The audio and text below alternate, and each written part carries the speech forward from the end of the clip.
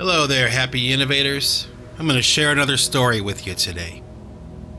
Now, back in 2004, okay, my wife and I had started our book business and it was really starting to do really well, okay?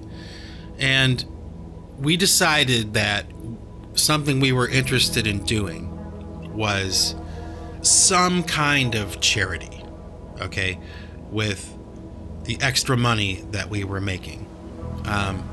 We had more than enough to be comfortable and those kinds of things. So we had decided that we were going to donate something to someone somewhere, okay?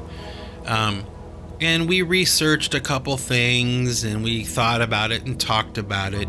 And finally, we both agreed that we were going to donate to this nearby tent city in Springfield, Massachusetts. Okay, there was a tent city that had been established for people who were homeless, and my wife and I decided that we were going to contribute to them somehow. So my wife, being the angel that she is, researched buying in bulk hats and gloves and scarves and socks, winter garb, winter clothing for these people who were living in Tent City. And so my wife ordered this big, huge box of, hats and gloves and socks and scarves. And the box was delivered. And so we throw the box into the car and we head down to Tent City. Okay. And it was really a revelation to talk to these people that were in this horrible situation. And we spent quite a bit of time just talking with these people. Okay. And doling out our hats and our gloves and our scarves to the people that we were talking to. And it was really kind of a beautiful experience, to connect with people like that and to just have some fellowship with them, for a short period of time. And we were able to give them something, to maybe help them out. And that was great and everything,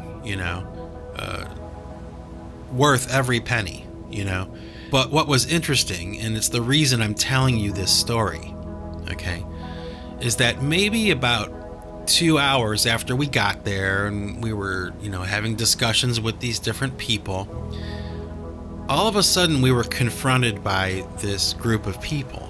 It was a small group of people that were, from what I gather, they were professional protesters, okay? And they belonged to an organization that was overseeing this tent city, okay? And what was really kind of shocking and ultimately disappointing was we basically were told, okay, by this group of people that we could not just show up and start giving out clothing to people, okay? That if we wanted to do something like that, if we wanted to be charitable, we had to go through this group of people.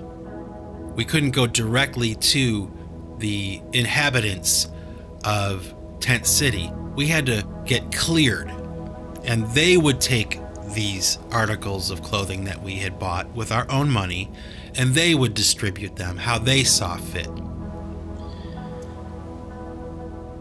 And let me tell you, that was probably one of the most confusing things I've ever experienced in my life,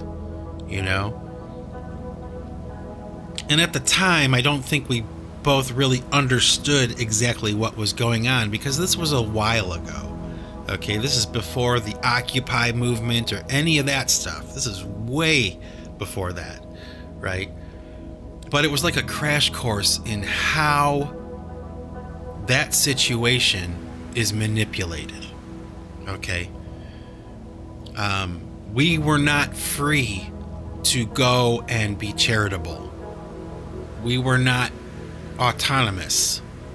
We could not be autonomous in our charity. We had to go through this group of people who may or may not have had the best interest of these inhabitants of Tent City in their hearts. I don't know. How could I know? You know, all I know is everything was going just fine until we were confronted by this group of people. And it was a revelation to me. Okay?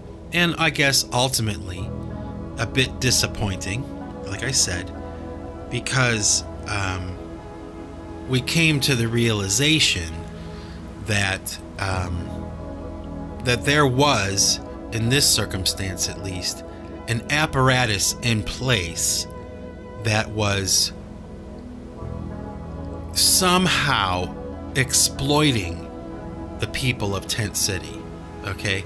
Not quite sure how or even why that was the case, but we definitely got the message that we were not welcome there and that we were not free to be charitable with these people. And it was our first experience with a professional organization like that, you know, this interference that they were running between the people who needed something and the people who were willing to donate and to give. Okay? And unfortunately, because the situation went the way it did, that was our last attempt at being charitable that way. And honestly, I kind of regret that that's how the cookie crumbled in that situation. Because ultimately what it means is, you know, what basically would be just a simple act of charity was interfered with, and we were discouraged from being charitable to these people who probably needed help the most. Okay? And it was political. It was not humanitarian. The people of Tent City that were homeless were being manipulated, and it was being exploited politically by this group of people. And it's an experience that I'll never forget, and it's also an experience that no one can ever tell me doesn't happen or didn't happen. I experienced it firsthand. And I also experienced the genuine joy and appreciation, you know, interacting with the homeless and having fellowship with them as well. And then I also witnessed the disappointment from them when they saw us being kind of ran off the property, you know. I'm not quite sure why it happened that way, to be honest with you. I have my guesses and my suspicions or whatever, you know, like I've expressed so far in the telling of the story, but the sad part is that ultimately we were discouraged from helping out these people. And that's really all I wanted to say about that. I guess I'm grateful that we had, you know, a couple hours to sneak in under the radar and be charitable. You know, we had that opportunity to fulfill the goal at least a little bit, you know, at least for a little while. But ultimately we ran out of the place by this group of people who obviously had control over the situation and were, at least from my best estimations, did not have the best interests of these people in mind. So come to your own conclusions, but there's no one who can convince me that that kind of thing doesn't happen, because I experienced it for myself And to this day, I'm still disappointed and a little confused, actually. It doesn't seem to make any sense, but not much does these days. So, for now, this is Mike Bostwick from Pipe Choir Records signing off.